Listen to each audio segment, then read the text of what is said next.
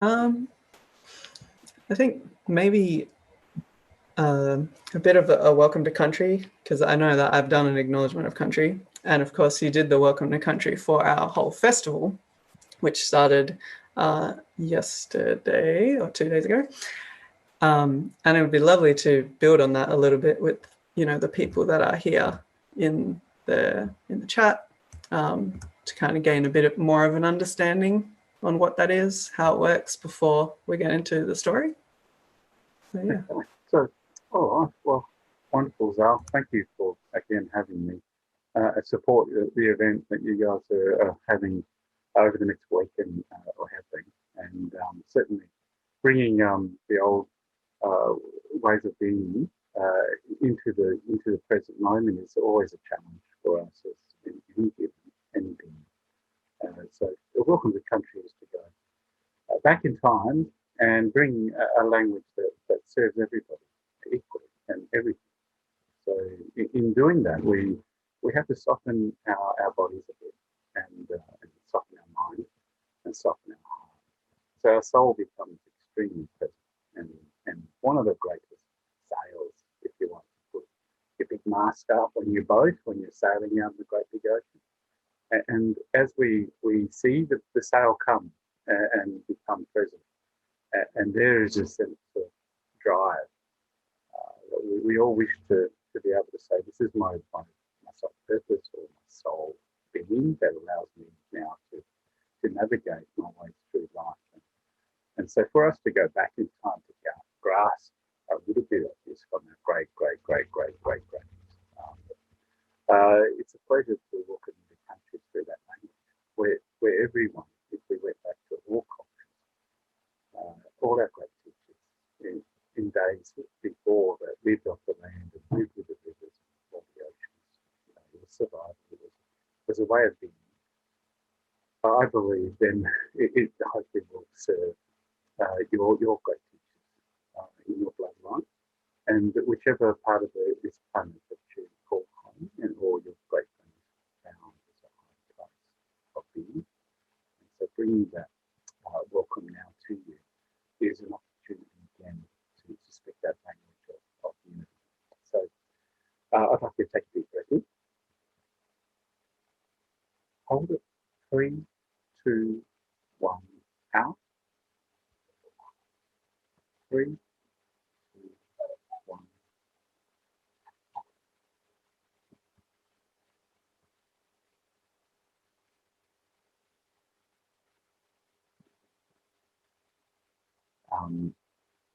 So has anyone else having a trouble hearing me, Zara?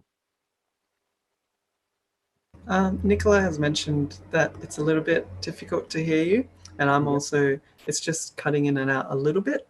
Right. But when you speak slowly, that makes it. So this is close enough? Yeah, that's much better. Okay.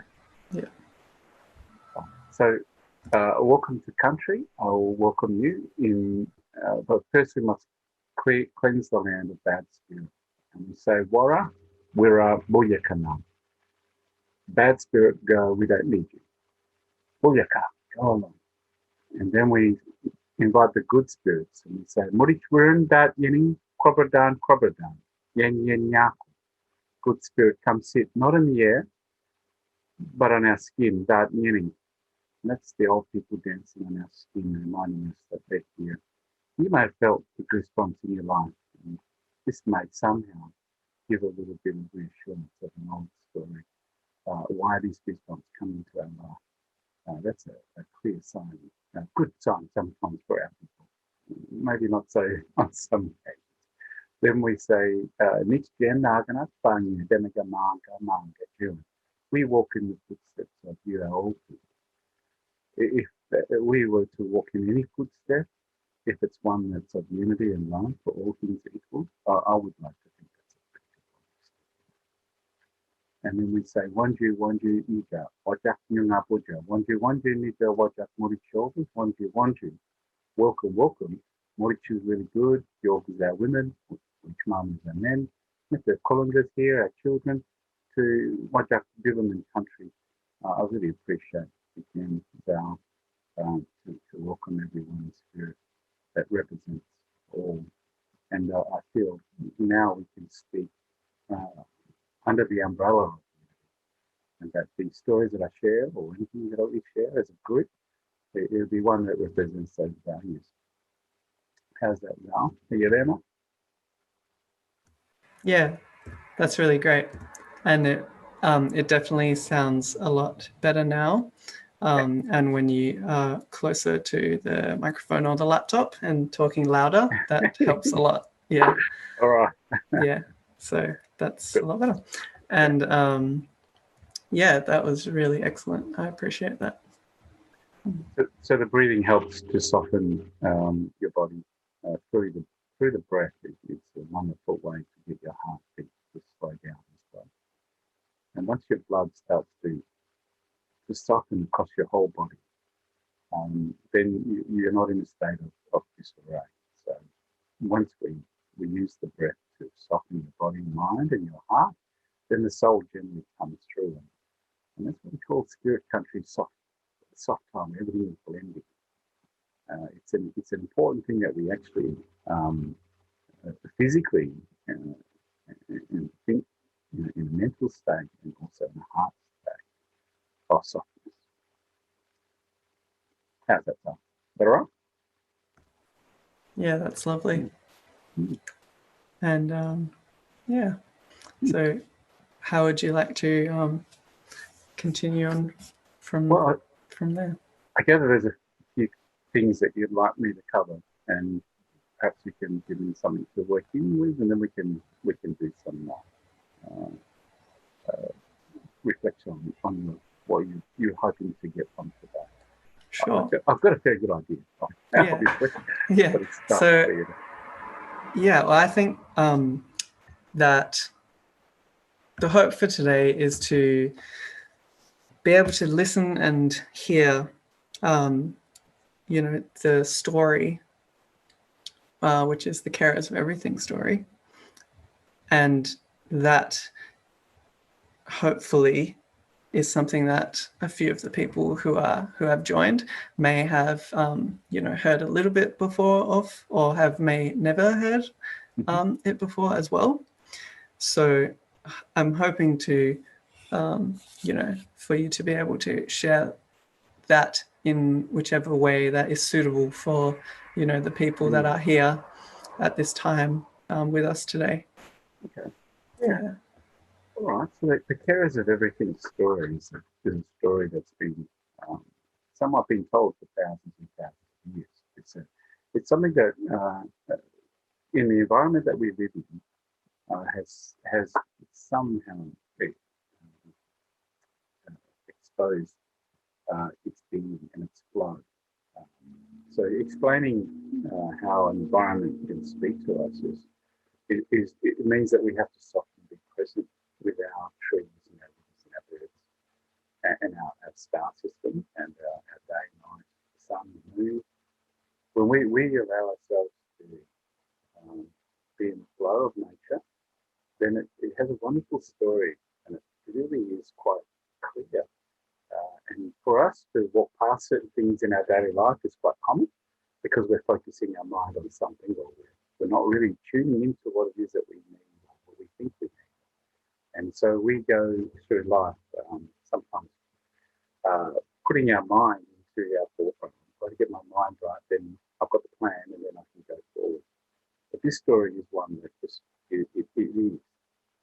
And that's somehow hard for people sometimes to accept and embrace because of the need to have, well, if you say the bird does a certain dance or a song to that or have a story to it, then there's this element of doubt because it's from one point of view that we bring up a story about how the bird does tail, colours or wings. And so these are Dreamtime stories that have been somewhat difficult for mainstream or some of even our people to be able to comprehend as a great teacher or as a great way of living. So Excuse me, Uncle. Are we able to try the audio with just the laptop? Oh yeah. Just to give it a shot. How does that sound? That's great. Well, let's give that a shot and see how that goes. Is that a little bit better? Yeah. Okay.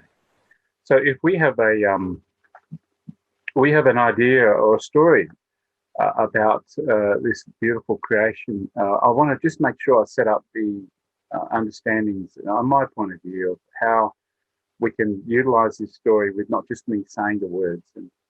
And somewhere along the way, you'll start to build a relationship with this in your own right.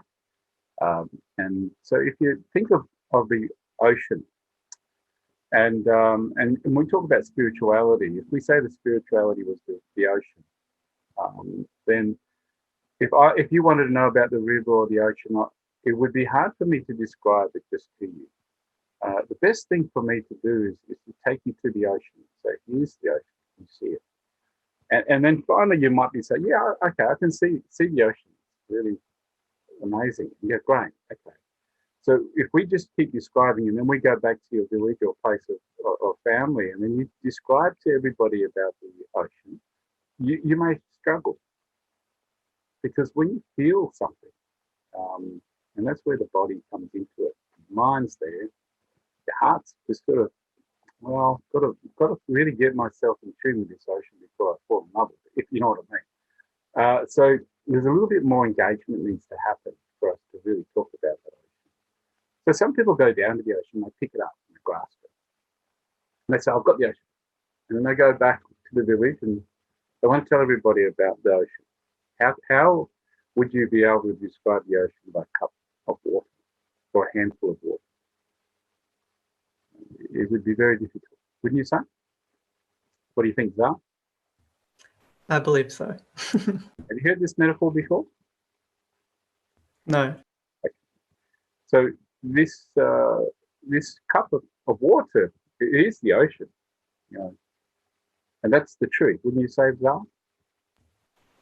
Yeah, I'd say so. Even though you take a part away, it still is part. It's still connected as an ocean being.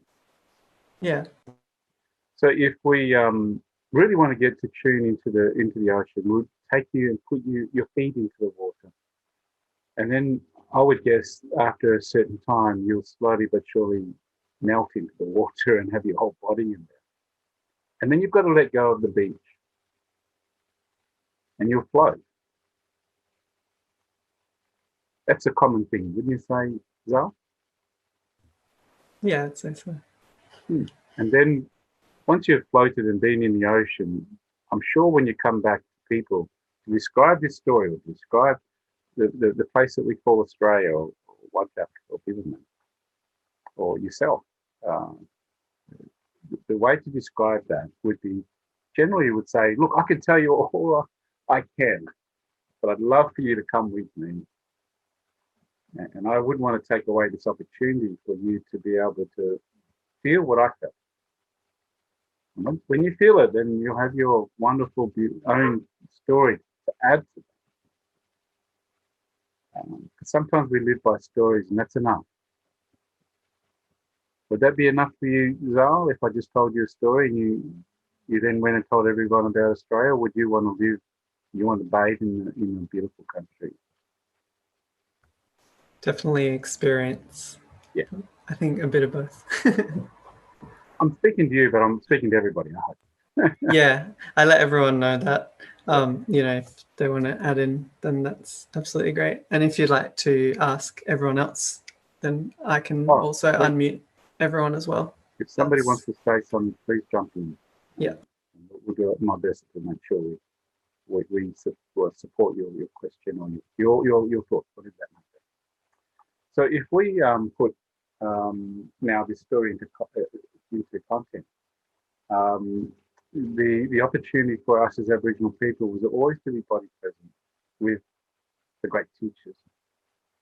And so the great teachers are the ones that never been taught. And so the tree's never been taught. It just exists in the way that it's meant to be. That's it. And so your heartbeat, it was never taught to beat for you. It just does. And people complicate this wonderful way of existence that we live in, because we were given this brain that was able to have intelligence. And intelligence can confuse us all extremely, because with intelligence, we have this opportunity to debate or question things. And as you can see, coming from transition from a child into an adult or into a young adult, there's a sense of letting go, like the beach. I've got to let go of something that I just knew was my main source of living, and that was to just exist.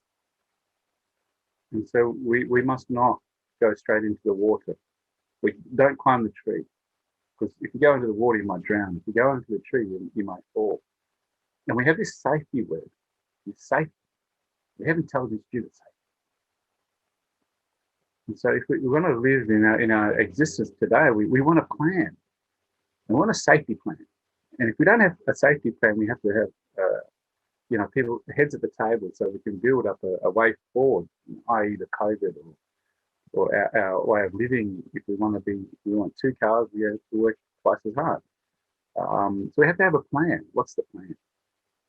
And that's why intelligence is supposed to be so important.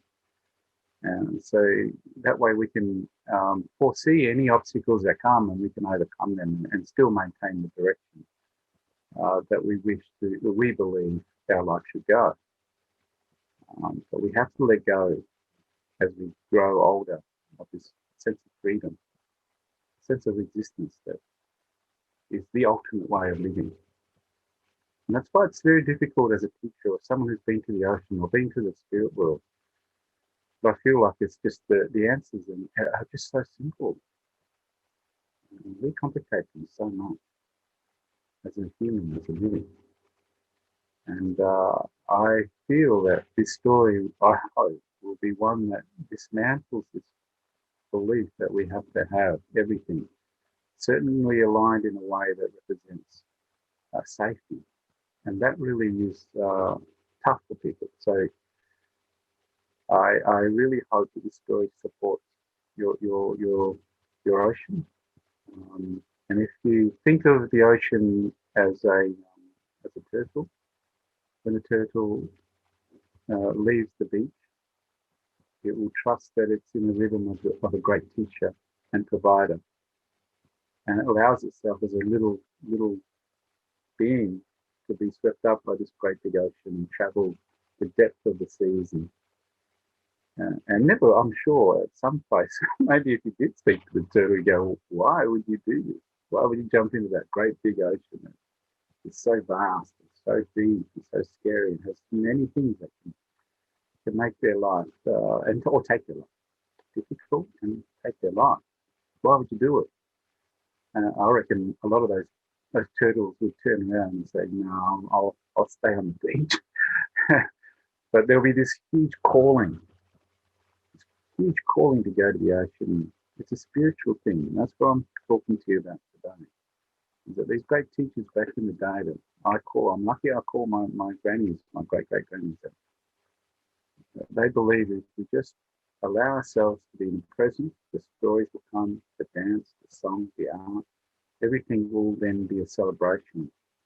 And we'll understand where our destination will be for a short term.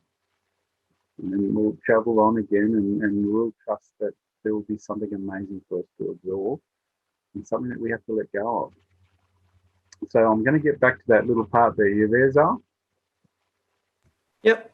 Remember I said that if you cup the water and you take it to other people, it's very similar to yourself, because you're 70% water. Wouldn't that be fair, Zal?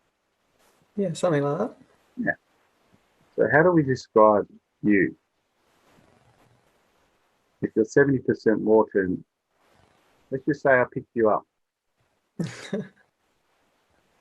Where is your home? 70% the ocean. Yeah. We are the land and we are the water. And so in our teachings, we do our best now to describe how we are all forever in in the presence of our great home, and we think it's the ocean, we think it's the planet.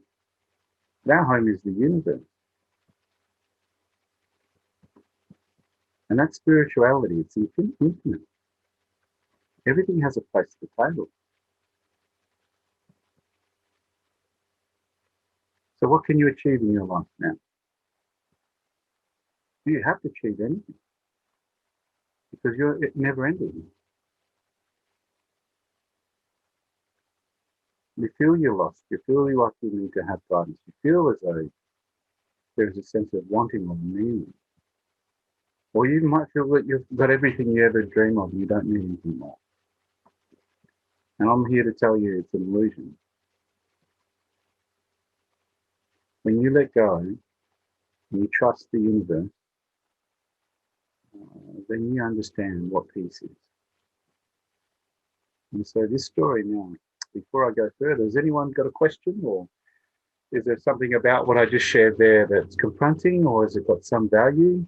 Anyone would like to contribute?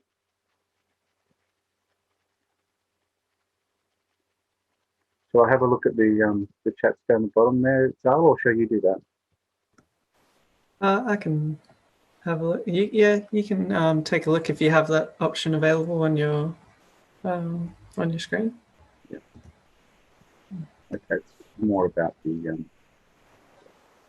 I'll give a couple of seconds. People may be writing, or they might be thinking about the question. So we'll give it a couple. What do you reckon? We'll give a couple of seconds. Yeah, sure.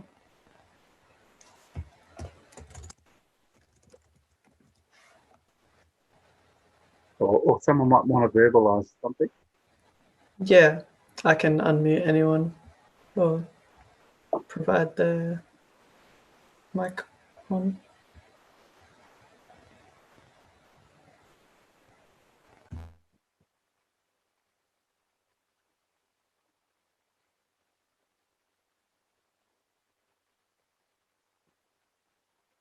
Okay.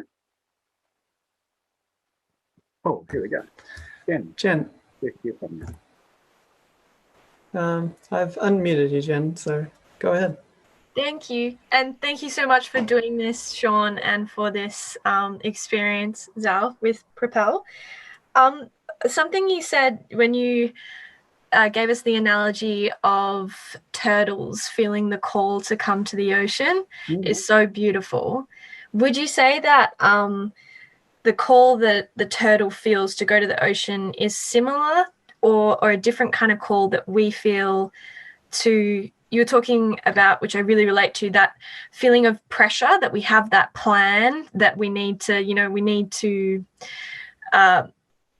get things done. And there's that call to, accomplish things in life? Or is it a different kind of call? Because I also feel like a call to just, like I feel most myself when I'm just sitting, in nature kind of thing. Which call would you say that's most like the one you're talking about when you talk about the turtles call? Just to clarify that, if that makes sense. Yeah, we've got a lot of mental health issues. Yeah. People feel heavy because they feel like there's more to their life. But they feel like their existence doesn't really represent their true sense of their core value. Like if you could imagine, shifting the sense of a turtle's existence as we know it today, and we put it just into a pool, it'll have water, it'll swim, but for some reason there is this deeper calling, I would say, personally. And there was a turtle that was taken from the ocean, and it was only just recently released back into the ocean after 20 years of captivity. It was hit by a Japanese boat, and I think it had the back of its shell torn by the propeller or something like that. Oh. They saved it. And they took it to South Africa because they were right on the border of South Africa. And there was a refuge place there for animals, but they didn't have a place for turtles. So it was the first turtle they ever really took care of. And so in the 20 years, they built a sanctuary for damaged or hurt turtles. And then they kept it alive and they looked after it in existence. I don't think it ever complained. It didn't turn around and go, "Why, help me," Yeah. So, you know how I was saying about this, what you're just saying then, which call do I follow? And is there a big call? What is it? I think the key thing is that we're alive. And we're always knowing there's always more. And so don't feel for a moment that, there isn't always a calling, because you might find that you'll get to the hill that you always want to, Mount Everest, climb to. What happens after Mount Everest? They come back again, don't they? Yeah, a different one. Yeah. They don't come back again. They're always climbing other mountains. If they don't climb mountains, they go into the ocean and try to get to the deepest part of the ocean. So there's always seems to be more. And our existence is about absorbing and letting go. And what can I absorb today? And what am I going to let go of? Because I need to make space for something else to allow my existence to flow to something that I know I need, or the universe thinks to give me or teach me, or whatever it might be. And so for you going up to a turtle and what they did with that turtle after 20 years, they put it back into the ocean. They tagged it to make sure that it had a chance of survival, whether it would be able to go back to its natural instinct. Have they done the wrong thing by having it in there and kept it for so long? So when they put it back into the ocean, the turtle circled for a little bit and then made its way all the way over to the top of Australia. Circled its way around there and went back to the beach where all those turtles were born. Wow. And it landed at the same time as all the other turtles. Yeah. So sometimes we feel lost. Sometimes people with this mental health issue that we were talking about, I talked about earlier, which calling, which one? Which one's the most powerful? Which one's the most important? We've got to try and analyze again, how do we, follow this calling? When I'm in the ocean, when I'm in the bush, when I'm standing on top of the rock, is there something that's present right now for me to follow, and then after I have purpose? I would say to you, absorb and let go in a way that allows yourself to not put too much importance on one thing. Yeah. And so that way then you know that you have the presence in the mind to be available for other great energies that come. And so this turtle is sitting in there and he's eating and he's surviving and he's alive. Yeah. And once you put the turtle into that space where it knows it swims, then it's not confused. Yeah. And thank you. Yeah. Yes, it does. Thank you so much. There is another story. Thanks, Jen. We might come back a bit later for that one. Awesome. Cool. Lovely. Thanks, Jen. Great. And we had another comment from Nicola just in the chat. If you'd like to read it, or I can read it out. Well, if you can read it out, that'd be good. Yeah, sure. So Nicola just said, thank you for the explanation to contextualize. I may be trying to intellectualize this too much. The connection of our bodies to land. Can you please explain this more? Is that because we go back to the land after our physical experience on Earth has ended? Well, our body is completely feeding the planet. So we exist we're part of the ecosystem on this part of the land and across the world. Our bodies are there to feed the plants and all the things that we know exist. This is our gift. We have this illusion about our importance to the land that we are standing on. We are on a rock, and I'll explain that as we go through the story. But the rock we're standing on it's not a volcano. Whereas in America, when the volcanoes came up, they're sort of very rich. So you can plant a lot of great food there and plant some away you go. But here, on top of this rock, there isn't really much soil. But we have the most extreme amount of plants in the southwest or in Western Australia, across Australia. We've got over 500 different types of plants within our native area. And so our language changes, our language dances with those trees. So we feed the trees with our body as we shed our skin, and we give nutrients to the soil.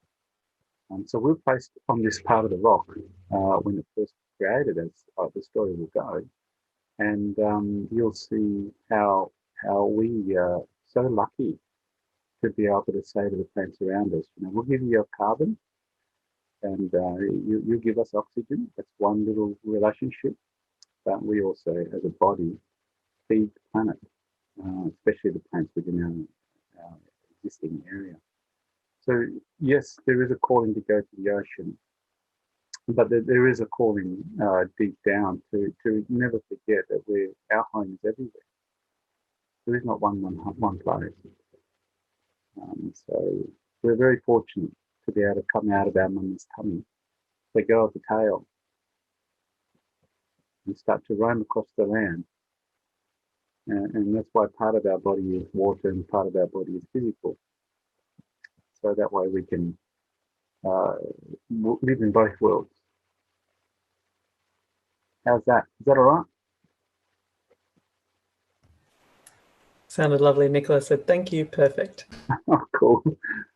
All right. How are we? Ready to go? Is there another? Looks like there's another couple of questions down there. Is that right, Zara? We've got a bit of time, guys. So I just don't want to push too quickly into one big story.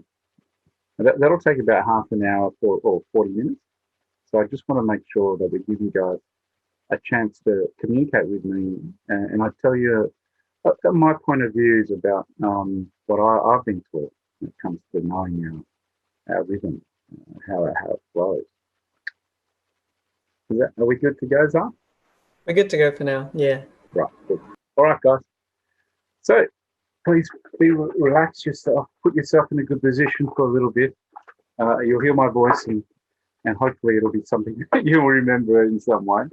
But my great uncle Thomas, my dad's older brother, older uncle, used to come from out of the bush, and my mum and dad and my uncles and aunties, they all grew up in Mullawa, and my great uncle Thomas would somehow show up, and we believed him to be the spirit man, because he'd be one part of the city, of town, and then he'd be in another part of the country, and he'd just be able to move quickly without cars and things like that. He was just an amazing storyteller and a person who could be in places that we thought would be very difficult to be able to attain in that time. So he would show up, and they always knew that he was there, as my Uncle Noel, who's one of my great teachers, if not the, or my father, obviously being the great teacher as my mother. But Uncle Noel was always present in my life at certain stages, and I was lucky that he taught me this story and told me. He said, great Uncle Thomas would sit us all down around the fire at the parlour at the back of the house. And when we could smell the smoke of years there, and we'd run out, Uncle Thomas is there, going to tell us the story. He'd sit down and he'd say, right, you mum, this is your story. You're a Nyunga. And he'd be pronounced that Nyunga. Very, very important part of his teaching of language. Some people would say a bit shorter, Nyunga. And then there'll be Nyunga. And so these little subtleties are a good indicator of where you've been brought up and grown, nurtured in whichever area of living with that person. So he would start the story and he'd say, this is your story. And then he would get everybody to grab a stick and put it into the fire. Because as I was saying to you before, you're always shredding the skin. So when your DNA or your scent is placed or touched on anything, it's left. And spirits then understand who you are, where you come from. So by putting your hand onto a piece of stick and putting it into the fire, you're then adding to the spirit world, because everything that's gone before us is turned to dust. And the tree has absorbed our great grannies. So when we burn the wood, those great grannies come up through the smoke. And because we're actually breathing now forever, supporting our reflexes, the spirits already have a relationship with us. So by reinforcing this connection, by putting that stick into the fire. It's another way for us to go into the spirit kingdom and remind us that we're all one. And so he would say, oh, you know, before you see everything today, everything that you thought, what you think is real, the trees, the rivers, the hills, there was none of this in the time of despair. It was flat. And the land was not to be seen. There was a time of the ocean, of ice, completely covered the planet. And in the darkness, there was no sunlight. And it was so eerie. It was cold, netting, cold time, freezing cold time. They called it the netting time. That's the dream time, where all the spirits come. The Mondanants that come from the darkness. They found this planet that has life, and they could feel. And as they touched the ice, it was like, oh, it's cold. And then they went to become real, and they went to, as they started to develop their body, this heavy sky was on top of the planet, and it would crush them, and they couldn't push the sky up and be real. And so there was this frustration of having this beautiful planet that has life and a sense of feeling, smell, taste, touch, hear, and see, but still couldn't obtain it. So these Mondanats, the spirits, came from the darkness and they landed, and they were like, okay, how can we get this sky to lift up? So the humans went down, being big, tall spirits, they went down and they started to put their foot onto the ice and started to lift up with their hands. And being strong, they were overcome and overwhelmed by the heaviness of the sky. And again, their foot would break and shatter through the ice. And so this ice was not possible for a spirit time to utilize this time of creation. So they had to wait. And while they were waiting, this beautiful rock came up from underneath the ocean and crashed its way through the ice. And they were all very inquisitive. And they went down and said, hey, look, what's this down here? What's this dark thing? And they went down and they could put their foot on it. And it was really hard. And I went, well, maybe now we've got a firm footing. Now we can maybe challenge this heavy sky and push it up. And then we can become real and celebrate. Smell, taste, touch, hear, see. Just for a moment, imagine if you couldn't smell. How would that affect your life? Imagine if you couldn't see. How would that affect your life? And the beauty of the human, the ability to balance your nose and smell and your sense of feeling and would heighten if you lost your sight. You go into somewhat of a same state of being, like the beautiful dolphins in the oceans and whales. So don't underestimate yourself. There are many ways to be able to maintain connection to the environment. And so sure enough, the smell, taste, touch, and see was so overwhelmingly important for them to become, to lift the sky up. So it drove them. And then all of a sudden, this energy was moving around the rock, flowing in a circular rhythm. And so they went down to this rock and they flew around the insects, and kangaroos and wallabies and humans and birds and of all different species would come together and find their little groups in the dark. And they'd all come together and they'd move around in one movement. This rhythm, once again, so infectious. They just knew that they had to trust it and follow with it. First thing that a lot of them were saying as they were going around, well, who can start separating the sky? And how are we going to separate? Come on, guys, we must work together. And so that's really the metaphor of what they came to conclude, was that if we work together, we can then overcome. And so as I was moving around this beautiful landmass that came up from beneath the ocean, we call it a little town in the centre of our Bibbulman country of the 14 clans, which border the Wongai country and borders the Yamaji country. These 14, this little town is called York. I gather people know where York is. In our language, we call it Yorga, and that's woman. No greater spirit in the southwest than a woman's spirit. This is woman's country. And in the old language, they say to the women, they were called bindi bindi, which is butterfly. Nothing more softer, gentle touches this earth and more gracious in its being than a woman, than a butterfly. And if women could elevate their first cousin, oh not cousin, their first Gurunga, their first totem, the totemic system that we have, a connection to all things, to be one of the highest levels of connection would be to envision yourself as a butterfly. Present yourself, present your beauty. The butterflies don't always get to see their own beauty, and that's the humbleness. So we want to appreciate the beauty of women as the butterfly dances elegantly past us.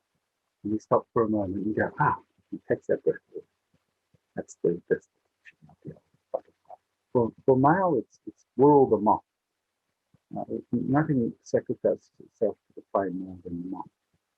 And so we see this beautiful sacrifice that men will do when they have to hunt or protect our family group, to make sure that the beautiful butterfly does its magic and maintains its direction. So as this beautiful movement was going around York, the question kept coming, who's going to start separating the sky from the earth? If we work together, we can overcome. If we work together, we can overcome. What a beautiful phrase that was maybe been in our language for thousands and thousands and thousands. What a beautiful thought of grasping a piece of that and go, well, I think it's really elegantly needed here in any moment of our life being unity, overcoming all. And so this 14 claims that we stand on today, if you look at the southwest and they say Bibbulman people, Bibi is breast. So when the rock came up from out of the ocean, if you thought of the earth as a breast, and then you see the nipple come up when it popped up from underneath the ocean, so it looks like a nipple. And so breast is relayed into our language right through from the beginning. And so when we look at now the southwest, why do we call it the place of many breasts? Because when the rock came up, if I pulled up a rock from underneath the water, all the water would rush off the top of the rock, and there'd be little pools left inside all the crevices. And those are the little pools that we call lakes and streams. And those little lakes are all places where we can go and drink from, and we can get nutrients, and we can say that we're drinking from our mother's breast, where we started our being. So many pools of little beautiful places where we can get food from and drink. If you look at the desert country, all underground, sandy. So we draw the pools, not many pools there like we do in the southwest here. And so this is really something that we were very fortunate to be able to put into science. So this rock, when it came up from underneath the ocean, actually it was an event. And Uncle Peter Clinton, who sits on country with us sometimes, he said, your uncle's telling a story that actually happened. And that was 25 billion years ago. Half of the known planet. This rock is called granite that we stand on today. And that rock is tested, and it's one of the oldest known rocks to be exposed to the wind, to the sun, and to rain. And so these testings really go back beyond our comprehension. But for us as Aboriginal people, it's in the story. And there we have to let go of this sense of control that how can we?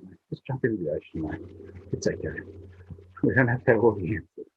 It's just something that really hopefully serves your life and your purpose. That can't be bad. So they're traveling around New York, and the question kept coming, who's going to start to separate the sky? The serpent was laying to the side, and he looked like he was asleep, but he was very much awake. And he was opening his eye every so often, and he'd flick his tongue out. He's trying to see who everyone is. Obviously, he can't see too well. And he try to taste it. Where are you from? And then he moved into the center. He said, right, I'm going to start to separate the sky from the earth. You guys are going to have to step in. You'll know the time. Make sure we pledge now that you'll step in when you know it's the right time. It's really important that we reinforce something. You'll know when to step in when it's the right time. And you'll know the right time when to step in, because it's the calling. and trusted. And so sure enough, he started to separate the sky. And he got caught away up, and his bones and scales were coming together, and it was just an amazing thing to experience. And as they started to see this beautiful serpent starting to take life, he lifted his sky up, they called out, Waga, Waga. And as they sung to him, they would use the word Budja, mother, because it's the birthing time. Budja is our mother. And we'd say, Budja, Waga, Waga, and sing to him. Waga means strong. So, see, Nicole? And Waga is strong. So when you ever see someone do something really strong, we would say, Waga, he's strong one. And he started to lift up. Now he got halfway there. And everyone said, well, he's halfway there. He can do this himself. I said, no, well, we'll wait and see. And the serpent, as he was strong and tough, he got 3/4 of the way there and he started to succumb to this heaviness and started to vibrate really rapidly because it was just too heavy and the scales started to crackle and break and the brain started to break under the sheer heaviness. And as it all started to fall around him, all the other spirits said, well, we've got to help. This is time for us to step in now. Let's do it, guys. So the trees said, we'll go down. And we'll push up around him. You guys come with us, the birds. You fly down and you grab the branches and you lift up in the spirit country and try and lift the branches up to get this beautiful sky above us high enough for the serpent to become the first to become real. And sure enough, with the help of others around, they lifted. This great big serpent was real. And I stood and went back in amazement. And as they were looking at him, he started to move forward. And when he moved forward, he pushed up a hill on this side. And he pushed again to the other side, and he pushed another hill. He then formed a little place where they could all jump into and become real and feel for the first time. It was a gift. And as he started to move into the darkness, we call netting the cold time. We then they were jumping in and out and enjoying the moment of this beautiful opportunity to become real. Now, the biggest bird in the spirit kingdom was Chitty Chitty, or a little willy wagtail. Chitty Chitty for some, and Chitty Chitty for other more different areas. They normally changes, but subtlety is very important. And as these beautiful birds came down, the eagles, the wildlife, the magpie, cool buddy, they jumped down and they were watching the little Chitty Chitty, or big one, he turned into a little one. And he was like really angry. He said, hey, Mom, something's wrong here. I should be the big bird. Wildlife towered over him. He said, you little fellow now, you're going to humble. Time for you to experience the humbling. And they laughed. And he kept jumping up and down, going, no, there's a mistake. But as he was doing this, there was 5 spirits left behind as they started to move forward and follow the great serpent he was creating. He went down underground as well and played the valleys of the rivers underneath the land. He'd pop his head up every so often and try another pool and he'd go down and around. It was just an amazing time. And all. There's 5 spirits left behind, and those 5 spirits, one was Yinga Nikina, Kaba Goanna, Yonga the kangaroo, which was the other one there, Nicky? Which? And 2 humans representing 1 spirit, male and female. So these 5 spirits were there, and they were looking across the land, waiting for everything to be real. And they said, right here, guys, who's going to be able to care for country and give balance to everything around us? What a great gift we are. Who's going to be the carers of all things? To give balance to all the things that we know is necessary. Who's going to have that gift? And so Yinga and Echidna and Kala go on. They looked at the other one and they said, well, you fellows, we jumped down there and we only little fellows. And we crawl across the ground and our tummies touch the earth and we got these claws and we make our way through, but we scratch the ground a bit. And so maybe we're not the ones to care for country like you fellows. So we're going to go down into the darkness and we're going to follow this great serpent, right? And we'll look forward to finding out who is the care of the country. And off they went into the darkness, singing and dancing with all the others. Wage turned to the kangaroo, because the kangaroo said, oh, well, we're going to have to give them a special gift for their humbleness of what they just did then, giving up this great opportunity. And Wage turned and said, hey, don't worry about those people. You just remember, oh, I think I'm the one. I'm the king. I'm the carer for this country. And the younger kangaroo turned to him and said, okay, well, do tell. Why do you think? Because this is a democracy. We need to figure out who's who. And what is your gift? And so he said, righty, I'll show you. I don't have to tell you. Look, watch me. Because when I start to run, you'll notice that my feet, when they touch the ground, it'll be very softly. But look at you, fellas. Look at your feet. There, kangaroo, your big feet. And when you hit the ground, your tail hits the ground at the same time. They go, boom, boom. And you whack the ground. You can't take care of country. You damage the ground too much. And well, look at you, human. You got flat foot. Look how much you can touch the ground but didn't destroy it. You fellas can't get the country like I can. Now, he then jumped up and he ran across country and said, look at me, touching the ground softly. And as he turned, he ran past him again and says, can't you see my great? Can't you see why I should be picked? And Younger looked at him and said, hey, come on, slow down now. You've had your chance. Come and sit with us so we can tell our own reason for great. See, Ellie?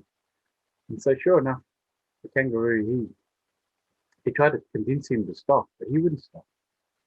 He said, I'll just go faster. And when I go faster, I even touch the ground even more softly. And so up he went faster and faster. He just kept going past. And Younger tried to grab him. He said, slow down, you're giving us, we're getting dizzy. We'll get your point, but we need you to stop now so we can all talk about our great. He says, nope. As the kangaroo tried to grab him, he slipped out from underneath him. And he says, I don't need you fellas. I'll go and get everybody else to get you. And there, when I come back with it, then you fellas, it doesn't matter what you say. And so off he went into the darkness, calling out to everybody, pick me, I'm the carer, I can be the carer. Younger turned to the humans and said, look fellas, there's two rules that I'd like to bring in right now. One, he's not my carer. That's all right. He's a bit cut, well, one short of a six-pack. And the other one is, I want to give up the right to keep the country. I can't do it. I've got big feet, I've got big claws and that, but I'm not able to do what you guys. I want to make a rule now. I'll give to the great carers of this country everything I can. But the rule is that you don't use us until none of us are perfect. That's all we are. All of us will give to the care of this country as long as you don't use us until none of us are there. So in other words, greed. If you want to use ego in your life, you'll be like the emu going off into the darkness, moving away from your family and all the things around you is very tough place of existence, because out there, ego will keep you comfortable. Will hug you, tell you it's okay. I'm here for you, not them. And sadly, a lot of our people are succumbing to this greed and sense of ego, difficult way of living. And in our stories, it's very clear, right across the world, unity will overcome. Maintaining the connection to the source of life is the key.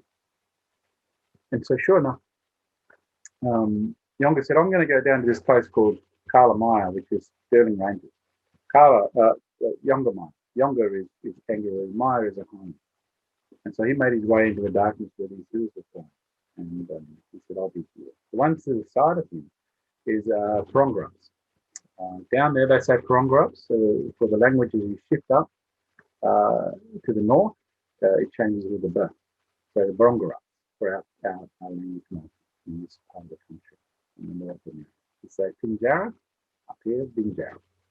And you'll hear that subtly in the language. So sure enough, the humans, so to the side is the Prongrubs, and the Prongrubs is your cousin, Purungu. That cousin to you, or to the kangaroo, is the wallaby. So the wallaby is that's where you find a lot of wallabies if you look down that way in the old hot, cold place. Remember the netting as we talked about? Have you heard that story there, Matthew? No, not that one. The cold. Oh, the knitting. Yeah, yeah. So when that rock came up, it started from down that way, and as it lifted, the cold stuck there. It's cold all the time. Not all the time, but pretty much most of the year round. So it's reminding us again of the netting, cold time. So as this started to unfold, he went south. The two humans showed three things that humans show every single day of their life. One, we become impatient. And they're standing there going, how long does it take for these guys to create the planet? Why is this serpent taking so long? And the second one is we become inquisitive. There's all these little bright lights in the land. And the darkness started popping up everywhere. And so sure enough, the serpent, the two humans, they went down, male and female, and they picked one of them up, this beautiful little light, and knowing what it is. So, one, we become impatient. Two, we become inquisitive. And three, we then have emotion. Because in the eyes, in her hand, the beautiful spirit child that woman was holding a beautiful spirit child with bright eyes. And it was lighting up the night sky. She was like, oh, isn't that beautiful? And putting it close to her heart. And when she did that, she then took another one and put it into her hand, and then put another one into her hand, close to her chest. She said, oh, they're so beautiful. And she just kept going. Tens turned to hundreds, hundreds turned to 1,000. Her arms were lit up the night sky. It was an amazing thing. She looked over at the man who was eating the children. And because she was so emotionally caught up in what she was doing, she just focused in on picking up these beautiful children, one after another. And then she realized her arm was full and she couldn't hold on to too many of the kids. She wanted to stretch her arm out. So she had a plan. And she had this long flowing hair called jundle. And that's the shimmering hair. So grey, and as you can see now, I'm starting to get a little bit of that, not at the back too much, but more in the front. And she had this long flowing hair called jundle, and she patted the bottom with a little bit of a cut down. She took one of the children, she put it in her hair and grabbed hold of it and wee all the way down to the bottom. Took out another and put it in her hair and wee and slid all the way down. This went on for a while. So she had thousands of children. Before you know it, she achieved it. And she put all the children in her hair. And once again, her hair stood up the night sky. Beautiful. She stretched her arm out. And when she stretched her arm out like that, one of the little children was still caught under her arm and fell. She tried to grab it, but it was too late. It touched the ground. As soon as it touched the ground, it turned to stone. She thought, well, that's not good. Maybe because it was so high and it fell, it turned to stone. Maybe I'll take one of these children out and put it back in the ground and to see if it does a soft thing. So she did that. It turned to stone again. She was like, I'll try again. No, turned to stone.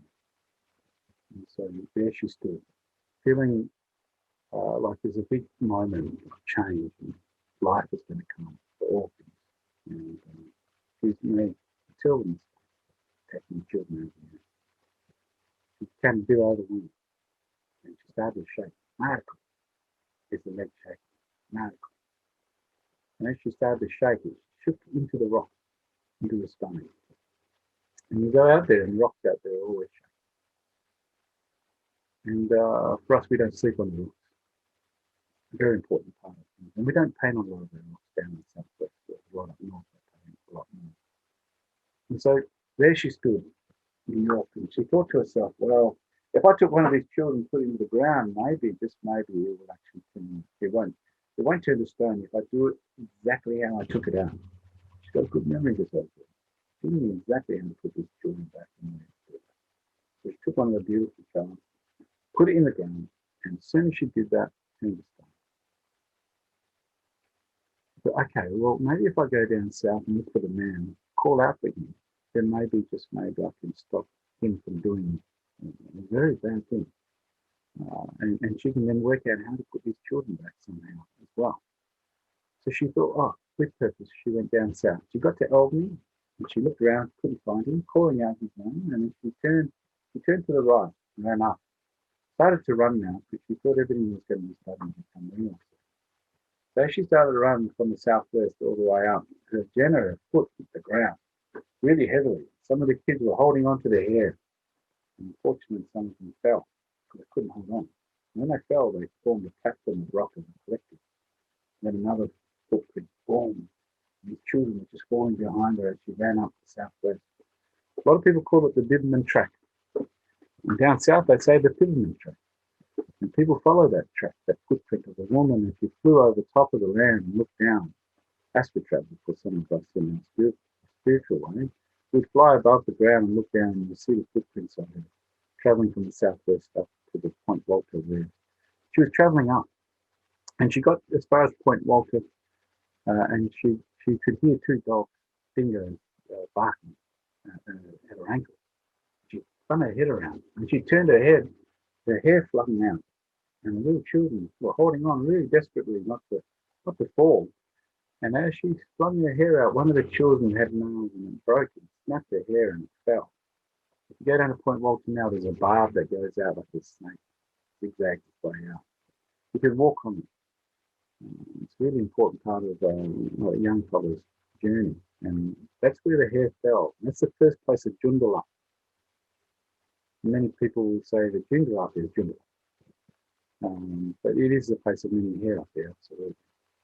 If you go down to the lake and you look across the lake as the sun is setting, rising in a full moon, you'll see the shimmering of her hair across the lake. Beautiful. So as she turned, her heel went deep into the ground. And if you go to the left side, you'll see that there's people jump off the cliff face into the ocean, into the river, sorry. And it's the deepest part of the river. And that's where they got its deepest part, the part of the river from her heel that she turned to the dogs. Those two dogs that are running around, they turned. And people may know dog swamp.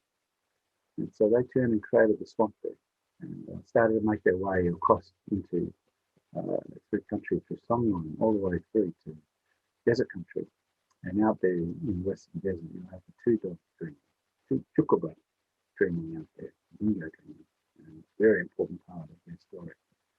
And this will give you some understanding of how this rock, when it lifted, it was the highest point of Australia, and the rest of Australia followed. So we're very proud to be able to say this story is one of the backbone, the foundational stories of all stories across Australia and beyond. I can get your mind around that one there, Zara. What do you reckon? So sure enough, she started getting back to York. And when she got back to York, she stood there for a little bit and tried to call out to the man. And as she was calling out to him, the little spirit children turned themselves into a bird called Coolbardie, magpie. And they flew up around her and tried to peck at their hair to get the children and put them back into the air. She was ducking and weaving and saying to the spirit children, please stop, I'm sorry, I know what I've done wrong.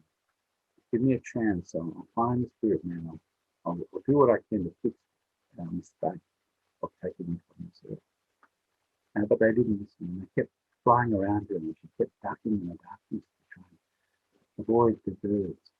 So she ran down again to the south looking for them, but couldn't find them. While she was standing there, before she ran off, the children that were falling around her that the birds could get, they sort of created a cave around her.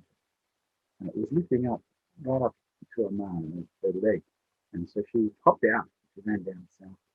This time she turned left and went up the borderline of Wonga country and Bibbulman country. As she ran up the borderline that way, she came back and she saw the rock and she thought, well, maybe if I can't find him, I'll go and jump into the rock, into the cave and hide there and stay out of the wings of the bird. And once everything becomes real, I'll come out and do my best to fix what I've done wrong. When she went to stand on the cave on the corner, the cave actually turned into a lava and turned into like a wave. You may know the wave rock out there. If you go out to the rock on the opposite side of the wave, there is a beautiful big footprint of this woman that left there. You have to go and see it. Remember the ocean? When you get present, body present, open your thoughts to everything possible, then you'll be able to grasp the story a little bit more. It's all physical. The story's in front of them. And so sure enough, when she stood on top of this rock, it turned into a lava, and it broke, and it shattered. When it shattered, it spread all the granite rocks through the southwest. All the little children were flying through the southwest. And then she got pushed up when it hardened. Once it hardened, her foot, her Jenna, could never touch the ground as it was intended to do. Never again. So she was stuck in the sky. And so when she went up into the sky, the emu was running past. And he said, "Oh, this must be a test. I can do that. I can become a creator." So he jumped, he ran and jumped on the rock and left his footprint there and pushed up. And when he left the ground, he knew instantly, "I've been tricked," he said. And the woman, she turns to him, "I'm not tricked you. You covered. You don't think before you go. You should have thought about it. But no, now you're stuck up here with me." And the footprint that he left, if you go to York and you look at York, towards the town up at the lookout, when you look through to the town, you'll see it's in a valley. Remember I was saying how if you push the hill up one side and you push another? This is the start, the movement of the Great Wagga. If you look to the right side, there's a big hill there, and there'll be a darkness. Look at the darkest part of the hill, and you'll see the immense footprint from the top to the bottom. You always look for the dark part and you understand what I say, and you always tune yourself to it. It took me a while. Don't get frustrated. Don't give up. It'll appear when it needs to. If you look further off in the distance to the left, where the Wagga went south, you'll see the hill in the distance. It looks like a grader's gone off it. It's a flat rock. And it looks like the valley of the serpent meetings to the southwest. Go to the next rock, you'll see it again. You go a bit further down, you'll see 7 of these movements. That's the 7th movement back and forth. Not a story, not a day.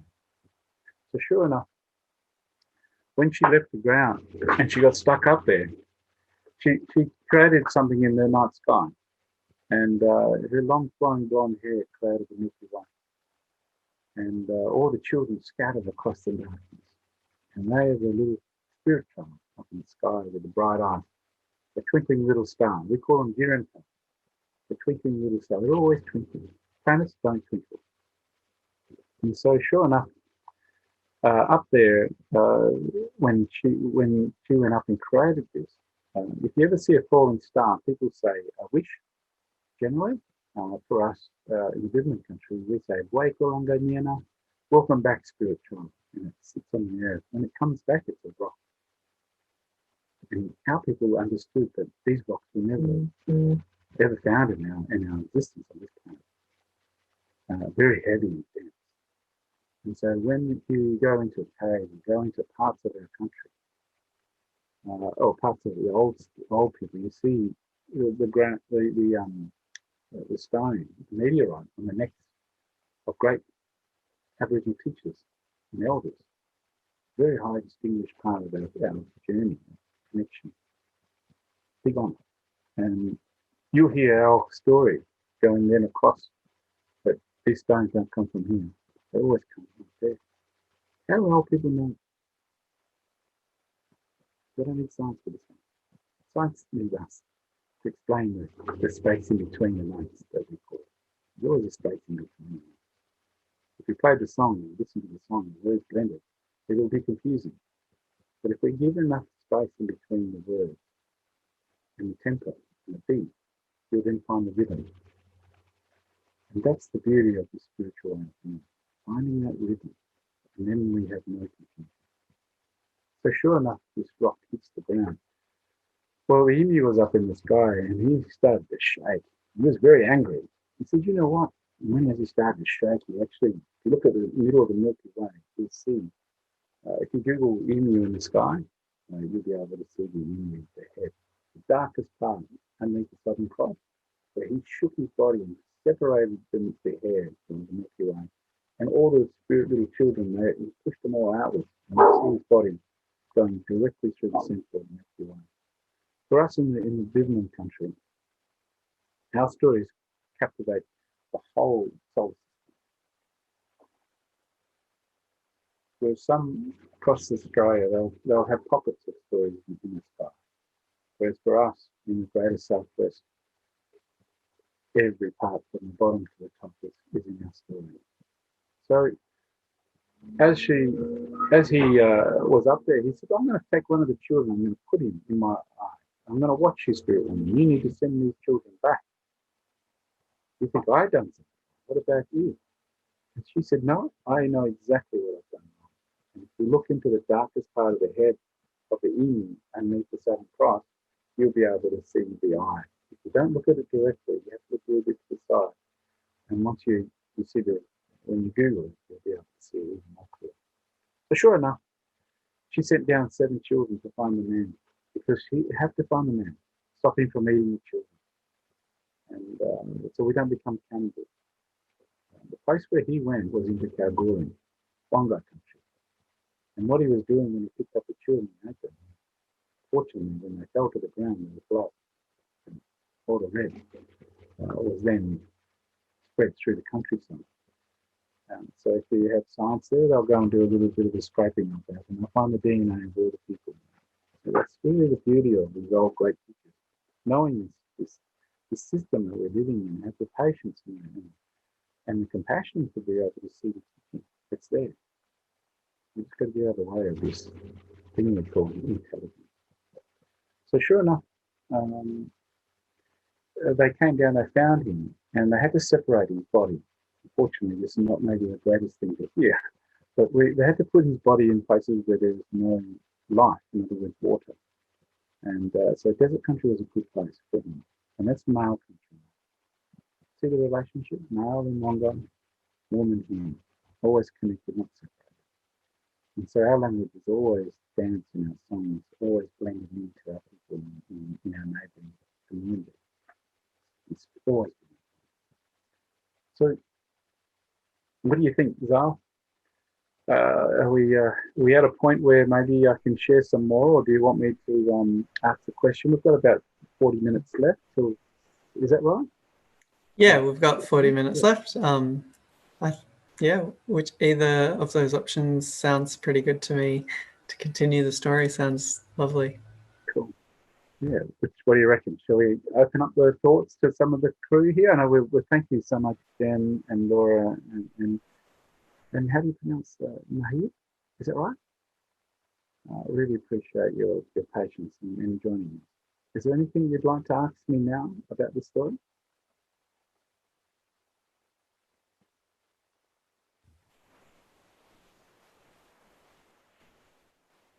Just let me know if you would like to ask anything, and I can switch your microphone on.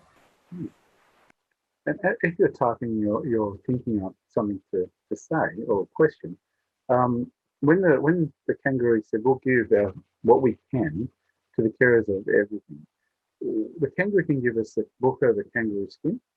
They can give us bones to use for different types of needles and very hard nails, so we can carve things with the toenail. The other thing is that we've got certain foods of the kangaroo, the liver, the heart, they can go to certain parts of the family group. The sinew of the kangaroo tail, it's got very hard and dry, so we use that to bind things together, like glue, or stronger than glue. So the kangaroo tail sinew is a very important part of our existence with all our tools and other things, like sewing and so forth. So we then would go through with the young children, because this is a children's story. And as we go through the trees, and we talk about the 500 different types of trees, what's their gift? Food, water, shelter, and the list just goes on. And so everything has a gift element to it. And we would then be able to then show the kids as we go through the country. Don't just go over the story of trees by hitting with a whacking stick and trying to pull things down and trying to shift the stones, because that's what kids do. They're just in the flow of everything. And so we try our best to contain it as much as we can, and not confuse them too much. But we want to remind them that these gifts are definitely important for us to maintain. and it's the law. It's our cultural way of law. Spirituality is the key. So is there a question or anything yet, guys?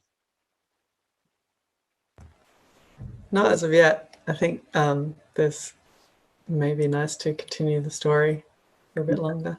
Yeah. So so once they found the man, they separated. The law came, and they had to sleep with the head of the male.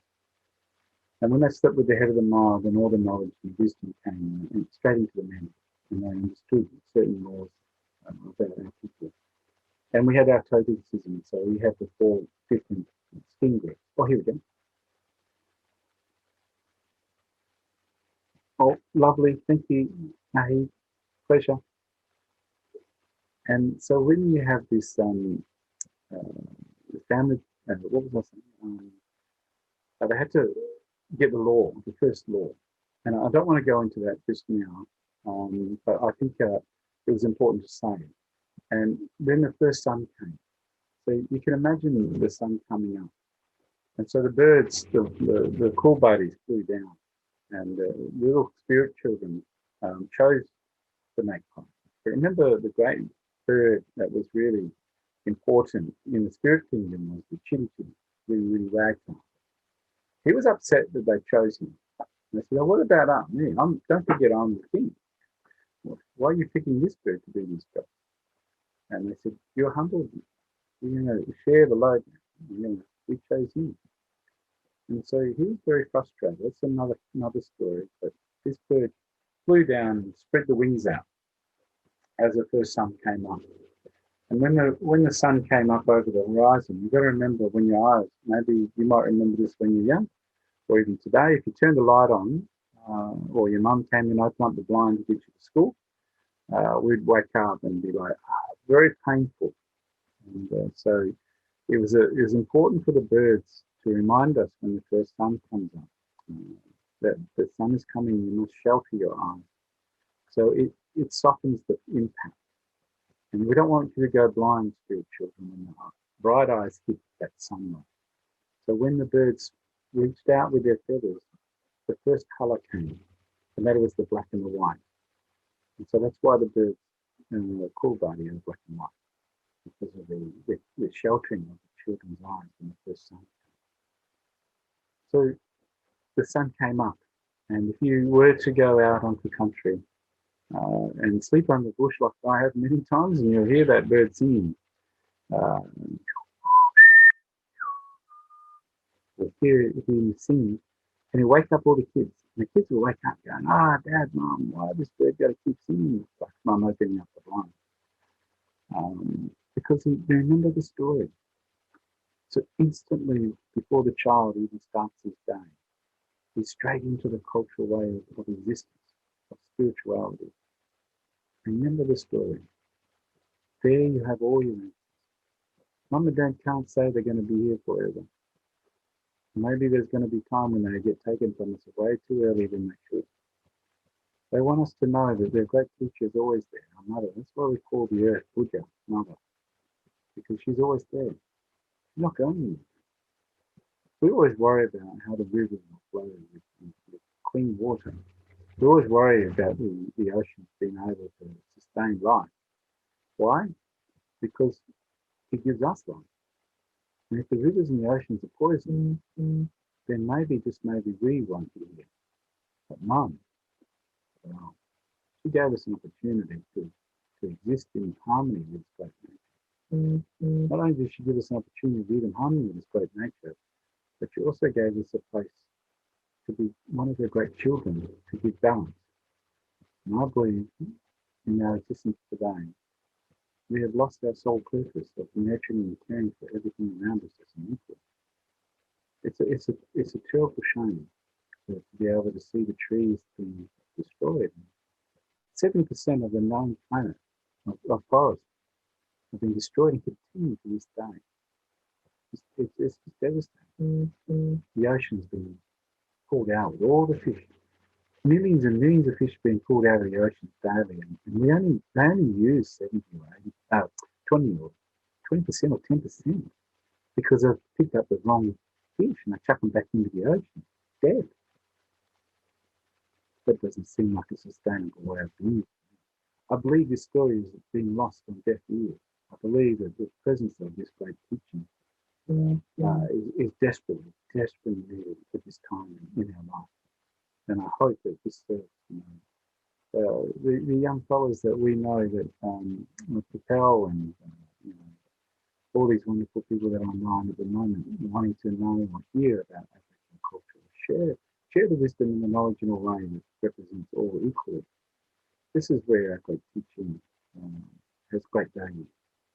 And I hope now, I'm hoping we may move on to another part. What do you reckon, Zara? Is there anything you want to ask, or you feel that maybe others might want to hear about or question? So that way then when we record, we can maybe a couple of questions could be answered in the short time that we've got there. Sure. That was very much appreciated and a lot to, to take in. I think for anyone listening to, spend some time to just let that sink in and see where that may take everyone. And yeah, it's just very much appreciated and inspiring to hear the story and how that may relate to each and every one of us on each of our paths as we go forward. And I'd love to hear maybe a bit to add on to how to bring all of that together and all of that forward. Maybe a little bit about our connection to ourself and our place. So, if there's anything that you'd kind of like to add on that, maybe about how the children grow from being young into adults and how that transition occurs. Okay. All right. So there's for the kids, there's no law from 0 to 9, other than one law. So the children, you imagine kids running around free from 0 to 9, there's no laws or boundaries. And obviously the safety is there, but the old people will let the kids run and be free. So that way then they can present their nature to us. And it can allow them to get into the flow of the environment, which is their great teacher. And once we identify their flow without our words or our control or our want, most people will say, I want my child to become a doctor like me, or a great storyteller like me, or a great football player, or a mechanic, or whatever it is. We just want to feel as though we're passing on something that would be useful to our kids because we found joy in it. So why wouldn't my kids find joy? So somewhere along the line, our children have their own identity, their own sense of being. They're only just part of it. And so we want the child at the age of 0 to 9 to give us a clear voice on their own spirit. And then our purpose in feeding that spirit, that child is well and surely on song. And we're not confused about who our children are and how they are nurtured and cared for. So from 0 to 9, so one rule was not to shadow their shadow across an elder. We believe that the spirit of the old people dealing with very important spirituality and being was too powerful for a young boy's spirit to be crossed over with their shadow. And so the child would become sick or something very close and dear to them. And so this is the law of our things. Let's think of not yourself, but others. If you think right now of one person that you would want to leave everything to, or the one that you would say you'd do anything for, whoever that is that pops into your mind, that's the one that you have to carry law for. And sadly to say, you can't get away when it comes to a spiritual law. They are everywhere. So if you've done wrong, You might feel as though you run off and you're okay on your own, but the old spirits will then come for your love. And that's a very tough one for our families and people to hear. But when the boats landed, they asked the question, where's your prison? Oh, we don't have prison. What is a prison? Oh, where's your hospital? We don't have hospitals. What are they? Well, you're going to need them. We're going to have to build them everywhere because unfortunately there's going to be a lot of need for this mental health and healing, tough existence for some of the Aboriginal people in this community to overcome. So you can imagine now for a young child who's being nurtured in a system that is completely and utterly flowing. There is no sense of loss or displacement. It was a great honour to serve our children and know that they, yes, will have a part of us, but not completely. And that's the really start beginning for our children to be able to connect to the environment and to us. How's that? Ral, is that all right? Yeah, that was a really lovely explanation and understanding of that. I appreciate that. The weaver bird or something? Yeah, I'd love that. So earlier someone was talking about how whether they're called, which one do I follow, which one's greater? This direction of pull, this general sense of being, purpose. And this weaver bird story is one that was shared to me a long time ago, but one that really then became one of my great sales in life, understanding how do we move forward. What do we do for our children to make sure that they know and understand that we have their best interests at heart? And if any parent or even uncle, auntie, if any one of you didn't think that you have your children's best heart at interest of, I think we need some time in the country. I think we need some time in the ocean to regain that sense of purpose for our kids.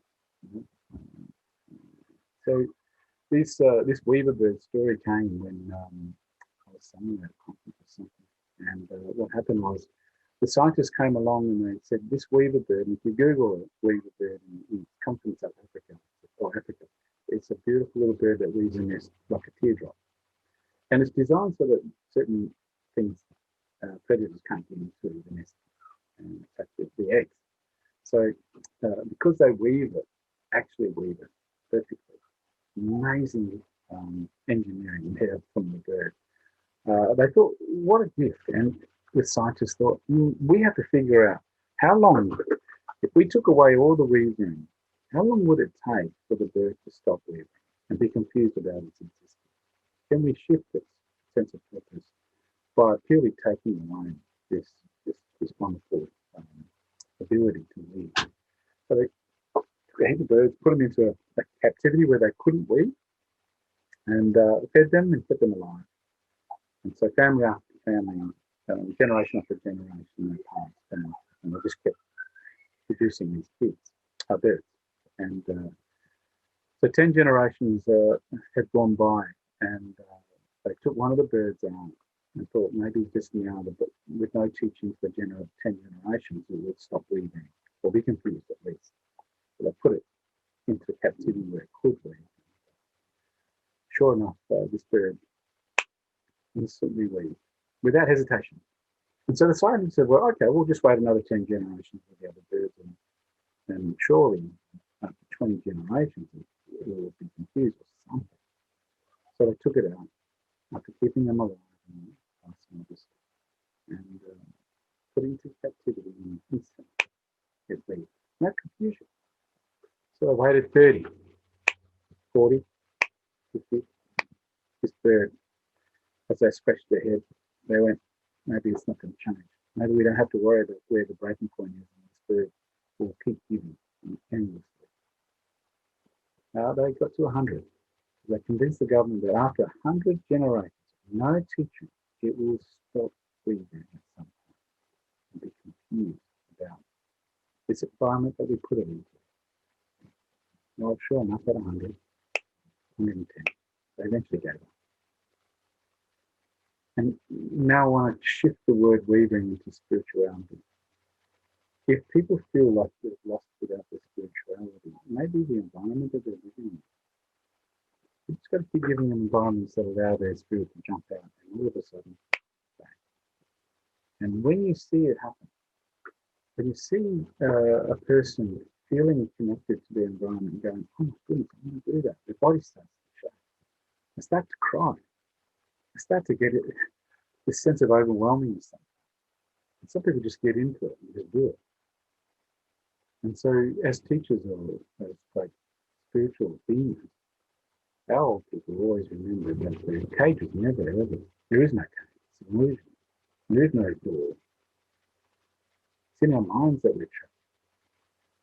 And so for our young kids out there now, especially with Propel, we want to say to you, if you feel as though the environment is not serving you right now, just be patient. There's going to come a day when your spirit will jump out, your being, and you'll go, oh wow, what's that? And if your great teachers around you, your mother, your father, your uncle, your aunties, your friends, they look at you and go, what happened just there? What did you just do? You just lit up. And you just started going in, and you've never done that before. Even though you didn't have any teachers or any great elders there, you still have this drive to be able to serve this. People go, what is that? And I hope, with all I hope, that your friends or whoever's around you will go, can I help you to maintain this? Because it really looks like you're living, you're alive. You didn't look very confused. Can I help you maintain this? And I hope you inspire the people around you to be able to just keep changing your environment in some way or shape. Because if we go to the bird and somehow they talk, and the two birds coming out, and they start doing the weaving, and one bird looks at the other bird and says, what are you doing?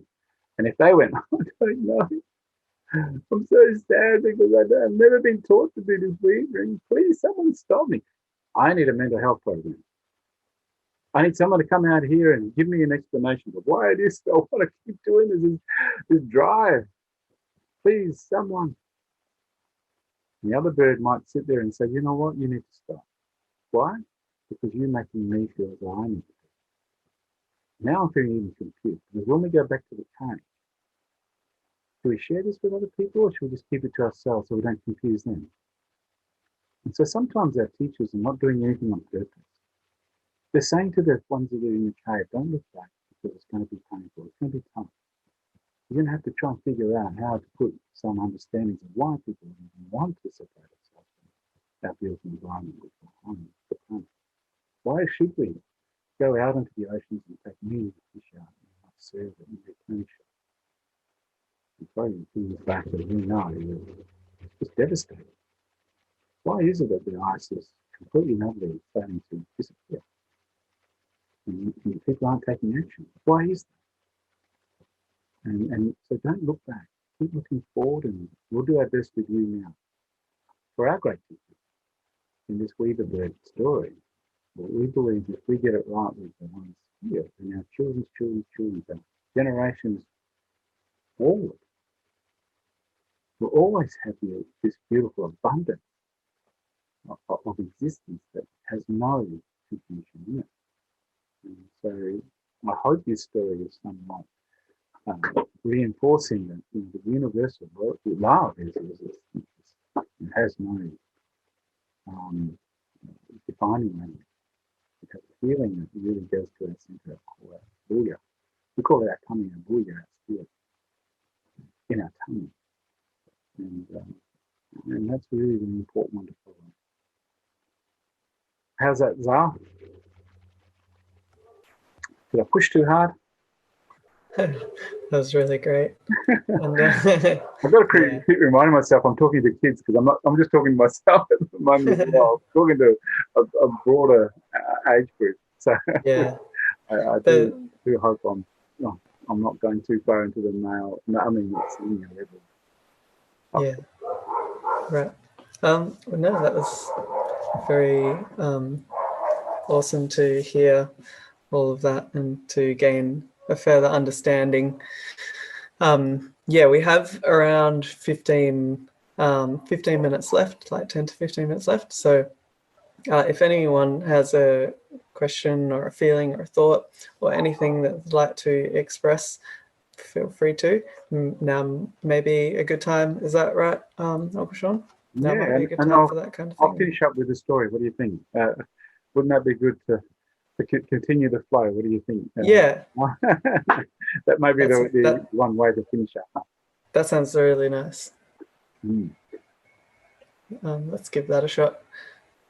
Yeah. How are we going, guys? I know we've only got a couple of people there, so I really appreciate your patience, guys. Yeah, hopefully I've kept you entertained somewhat and maintained hearing what we're trying to share.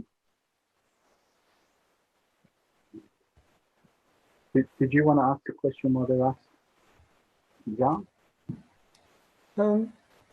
I am interested to understand further about a little bit more about the relationship between the man and the woman in the story, especially once she went up into the sky. Yeah, but I don't know how much is able to be shared about that. Yeah, I think maybe if we go back there, maybe moving back into that energy. I think we've got such a short time. Maybe if we were to sort of, because the male and female movement there, I would think could take a bit of time for us to chat about. That's with the coming of the colours and showing how the women and the men have been working really closely on the longer function here, but within our trading system as well. Might be a larger question there. Yes, maybe that's for the next storytelling to continue. Yeah. Well, would you like to finish off with another story? And we can Is there anything? No one's come up with anything yet? Not at this stage. So there was this drive. I was up north in the top part of Australia, Bruin, and there was a wonderful old man, and he was watching me come up and down. I was going up there to help people understand their weaving, what their spirituality was, how to get past the blocks and help people through wisdom in your life. Obviously, Rosin Snyder is a very dear friend of mine, and she found me at a time when I was in a cage in my brain, and I was being fed the wrong information about my existence. And it wasn't that it was wrong; it was just constant. For me, constantly being given this environment that doesn't feel that soul. There has to be a time when you put the balance in there, and then she gave me some balance.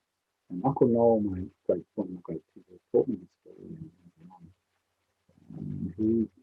He was one person who had patience to be able to sit with me and say to me as we drove across the country, and I didn't hear it. And we're all on a journey of discovery at some point. And so when Rosin and Uncle Noel, if you ever want to have a look at it, please do keep them in your life. It'll be wonderful to hear from you and see how we can create the weave of the earth within your heart and so become really to know your purpose for that question. This wonderful man up in with Kimberley, and I flew up there and I was working with the people in the business. So they had an outlet for an outreach. So it was fantastic. Working with them because they come in and other people. Work with one you work with. So Uncle Kim Hunter, he's no longer with us, sadly, and Kimby Hunter. And he sat me down. He says, "Nephew, I've got a story for you." And I said, "Oh, really? What would that story be?" And this is the old saying, the gift that keeps giving. Look for the gift that keeps giving. And he gave me this gift. At first, it was very tough to do, but after I realized and understood, once I was able to settle my heart, settle my mind, I was able to embrace it. And it's been one of the best gifts I've ever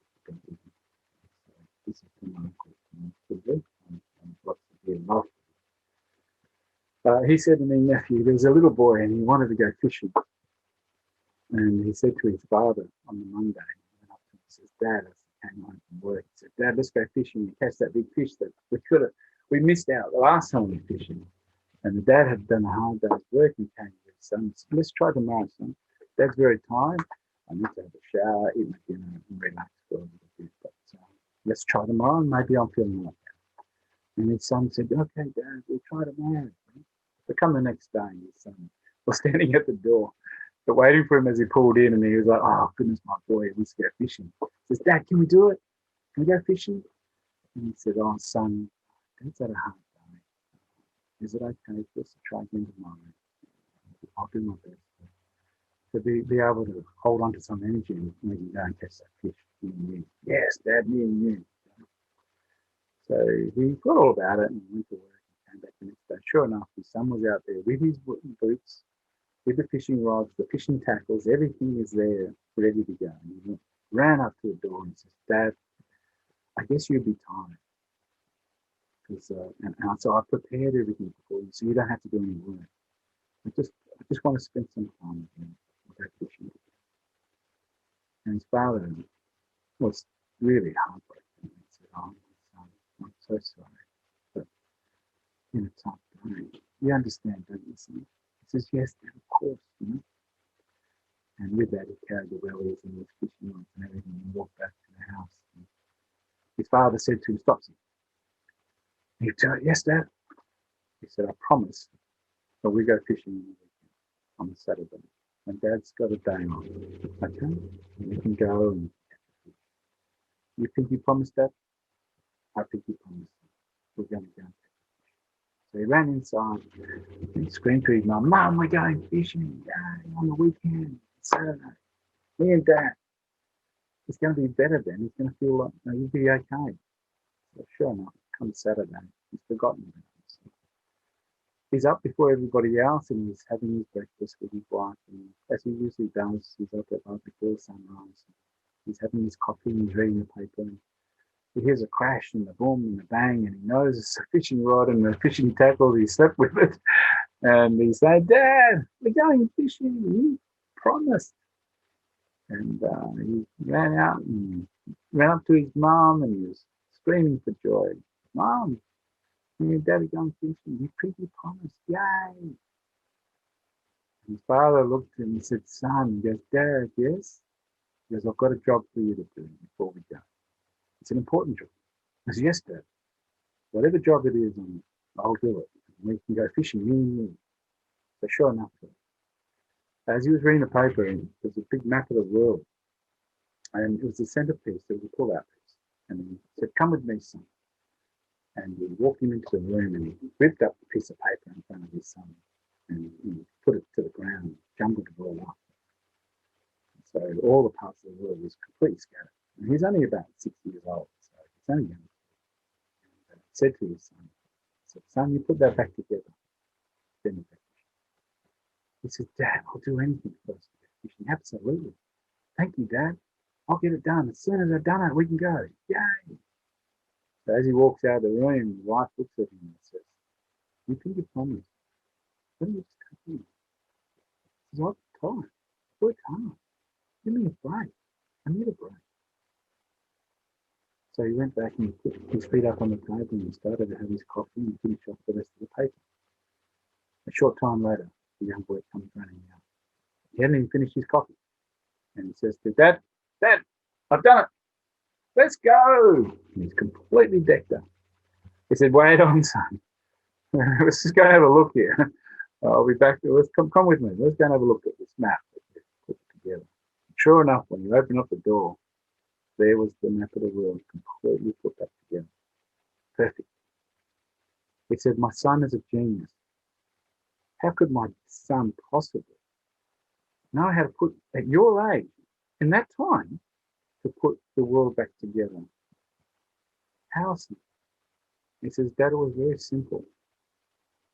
On the other side of the map of the paper was a man. I put the man together and the world followed. Cried my eyes out when I heard that story. I looked at Uncle Kimberly and I said, Uncle, why would you tell me that story? I said, because that's you something. It's going to put you back together a little bit more. A little definitely follows. So I hope that serves you all as it has me. And it's okay to cry. It's our existence. It's okay to feel. Jump into that ocean of love and graciousness. Jump into the vulnerability of life and know that this is the place where you get inspired, where you can really take your life and serve the world in a way that it's intended to. But it's important for you to know that we are so dedicated to serve you. And when you're in that type of environment, then your confusion will no longer exist. You'll continue to just explore and grow, explore and grow. And in a state of frustration, where you think you're confused, you're actually in a place of growth. And really get so excited when you stand in front of all the people in the world with great stories and great compassion. Like a man did once said when he stood in front of the world, unity will overcome. I have a dream that all are born equal. Martin Luther King, Dr. Martin Luther King. When you have people who stand up to the world and say, you know what, no, I speak the common language of all good. There our world will be so much dedicated, so eloquently grateful that our children's children will dance and they'll sing for us. And I believe Zal, I believe everyone at Propel, I believe there's a calling somewhere in your life. You made a commitment to something. And I think serving the young fellows in our community in a way of love and graciousness, I think that's one of the greatest things that you've been able to achieve in life. If there was a time you could say, stop, I've done enough, well, then I'm sure there's been many of those days when you've seen someone within your environment say, you know what, thank you for being in my life. Thank you for committing to me and showing me that there is a beautiful unification of love in this world that maybe you're struggling right now. But like that tree in the background and that river, if we paint it into our hearts, it will be the most important thing to us to see the rest of our life. And so if there is a time in your life you feel as though that you need something, an answer, and your mum and dad aren't there, or your uncles and your aunties aren't there, go and put your feet in the ocean. Go and put your feet in the river. And I guarantee you, when you take a deep breath and you inhale that beautifulness, you'll feel as though that you have so much to offer. And you'll have no confusion. So thank you for listening to all my stories. I know most people will say, how many stories have you got? Well, I can tell you now, I have been blessed environments that maybe, just maybe, I'll never be able to speak about. Some have been tough. Some have been really elegantly placed in my life for great reason, great purpose. And I will take the bad with the good. And I can tell you now, so thank you for the invitation, Propel, and I wish you all luck in your travels. You don't have to go fishing every day, but at least know that if you wake up one morning feeling inspired to take your children, take someone around you to a place where you're going to have a great story to tell, then I really encourage you to do it. Awesome. Thank you so much for spending that time with us today and sharing all those stories, and also your vulnerability. With that last story, I definitely felt it, the energy, and it's something that at Propel, what we strive to do together, to serve ourselves. And most of us that are working there, we're quite young ourselves. Yeah. And so holding that space for other young people, and being able to see the spark that comes, like you mentioned, when they're in the environment that nurtures them. That's what we're about, completely creating that environment. And it's so beautiful to have you to be a part of that with us, and to have everyone. So thanks, Jen, as well, for what you just said in the chat, and everyone that was a part of this today, to create that shared environment and that energy together, where hopefully we can bring that to other parts of our life and share that with share that energy and let it spread, and let all the children and all the young people feel it as well, wherever we go. So yeah, I appreciate that a lot. Just to let you know, when the little kids were running around in the bush, Chitty Chitty, little Willy Wagtail, he comes over and he does a little dance. He's singing outside my window now. And when they come up and do a dance around the kids, they would get really close, but then they would jump back when the little kids would come up and they go, "Oh, you're going to be my friend. I'll look after you. You can come and play with me," and try to get them to sit on your shoulder and run around with it. But if Chitty Chitty would jump away from you, and every time you get close to him, you jump away from him. You do his dance and he leads you away from your family. You find yourself lost in the bush. If you're 1-2 degrees off in a forest or in a bush, you might find yourself in a bit of trouble. So the old story is, watch out for that Chitty. You might be cheeky little fellow jumping around you. It might look like he's a nice little bird, but he remembers you not choosing him to do that beautiful, important role of sheltering the eyes of the children. So be mindful of the kids. Thank you. Lovely. Thank you.